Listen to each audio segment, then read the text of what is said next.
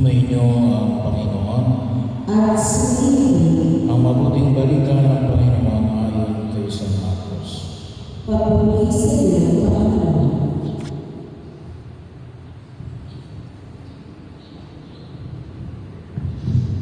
Noong panahon yun, umalis si Jesus at ang kanyang mga alagad na nagpunta sa gabi ng dagat. Sinundan siya ng maraming tao buwan sa Galilea.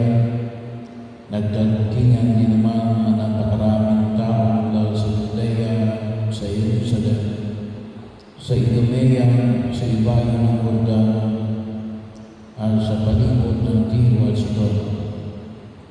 Nang mabalitaan nila ang lahat ng ginawa ni Jesus, nagpanta sa Jesus sa kanyang alagad ng isang bangkang magagamit niya upang hindi siya maibig ng mga taong dumaragsa.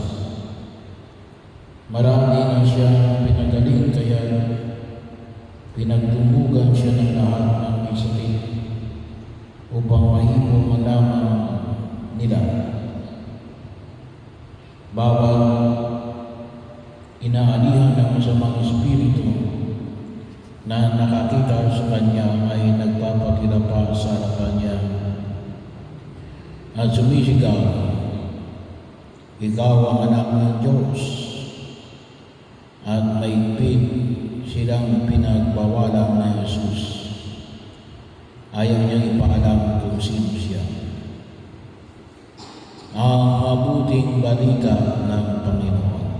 Pinupuri ka namin, Panginoong Hesus Kristo.